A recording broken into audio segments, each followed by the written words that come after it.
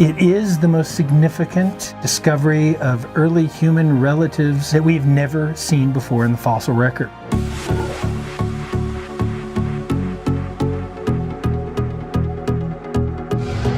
So my friend Dan from the YouTube channel Vegan for the Win just informed me of this very important discovery. So just a few days ago, Lee Berger and his team published that they found bones of an early ancestor called Homo naledi in a South African cave. There's about 18 of these Homo naledi individuals found, young and old. And this finding is important because this particular ancestor is part of the Homo genus, meaning that it's very close to the modern human Homo sapien. Now, like I said, they found this Homo naledi ancestor deep within a South African cave.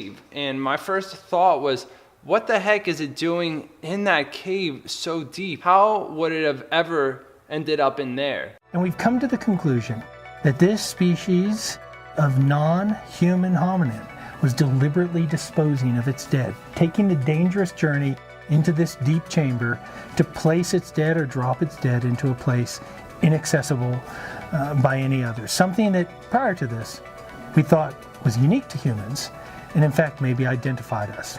Now it doesn't.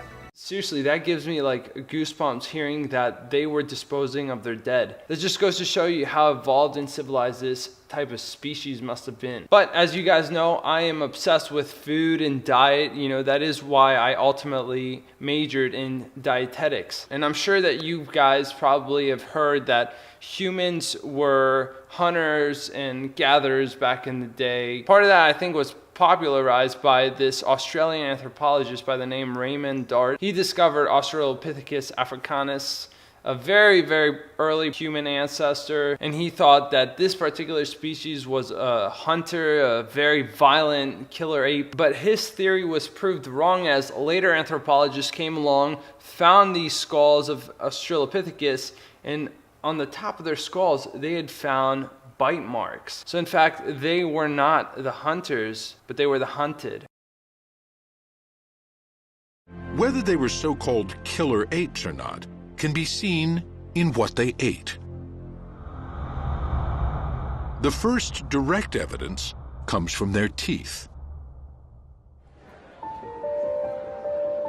At the Max Planck Institute in Leipzig, Amanda Henry is analyzing calculus, or tartar, fossilized along with Sediba's teeth.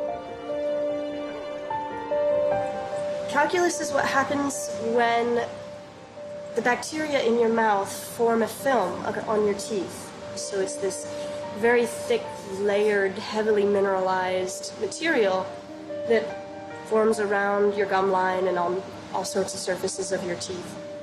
And as it forms, it traps bacteria and proteins and remnants of your food inside. Amanda can see what Sediba was eating when she discovers phytoliths, the microscopic remains of plants. Well, this is a phytolith that we recovered from the calculus of the Sediba individuals. And we have a couple of examples here, all from different plants that this individual ate. Here, at last, is evidence that will help support or disprove Dart's theory. Well, this is the first time that we've had direct evidence of the kinds of foods that any Australopith ate. We've had proxy information before, we've had sort of vague categories where the food's harder or tougher, but this is direct evidence. That's exciting.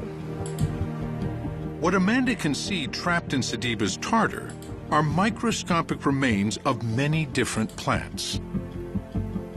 We have phytoliths from grasses.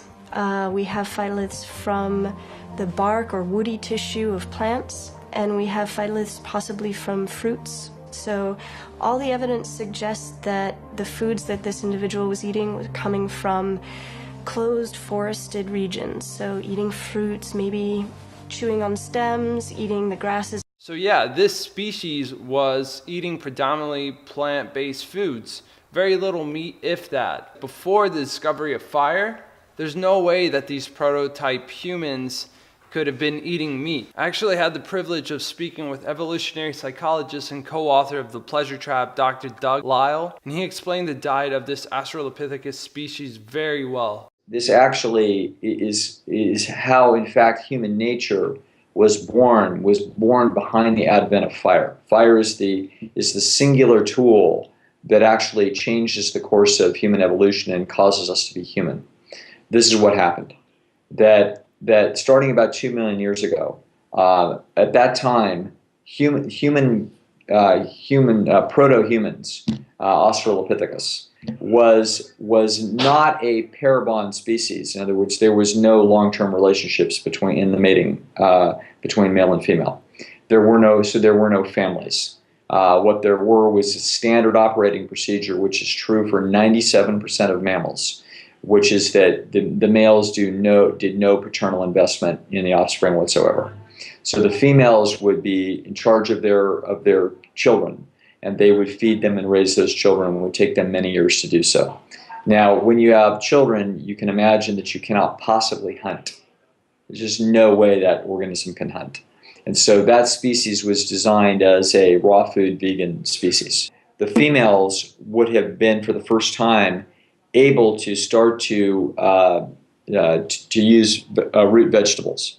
Now, root vegetables are much higher in calories than eating fruit off the vine.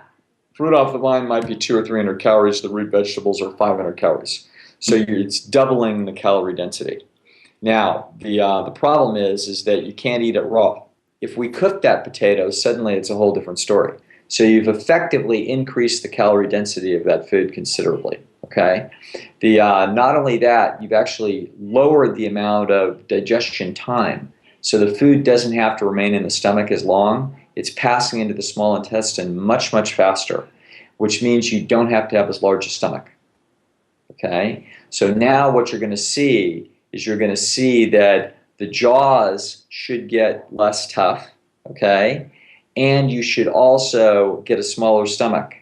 And you should get teeth that are not as strong.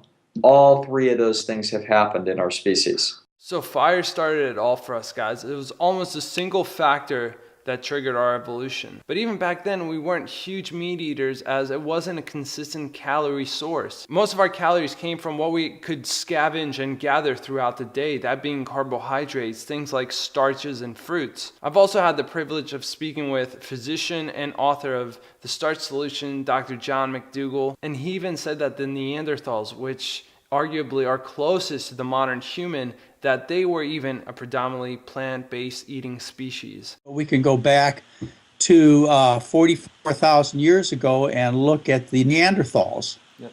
The Neanderthals, their skeletons have been examined all throughout Europe, and what you find is starch granules in between their teeth. These were starch, even Neanderthals, which are supposed to be the meanest, baddest hunter of the hunter-gatherers there ever were. They were starch eaters. You can look at paleo people from 3 different areas of Western Europe. And what you'll find, this was from 30,000 years ago, you'll find starch was the primary source of calories.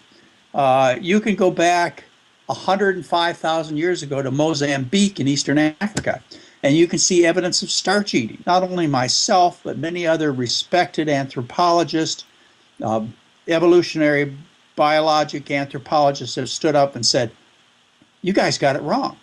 You're absolutely wrong. And the research is absolutely clear that they're wrong. So there you guys have it. Just more evidence supporting that early man, our ancestors, were predominantly gatherers and foragers and less of a hunter that is emphasized in modern society. So definitely an important discovery for science and mankind itself. Post your thoughts down below. Let me know, what are you guys' reactions after watching this? Do you guys think that humans were designed to eat plants from the start? And do you think moving away from that predominantly plant-based diet is the reason why we are facing so many chronic diseases in the modern world? Post your thoughts down below. Press the like button if you like this video, and subscribe for more videos on plant-based eating. And I'm everywhere. You guys can find me on Facebook, Twitter, Instagram, YouTube, Google+, wherever. Thank you guys so much for watching this video, and we will see you guys in the next one.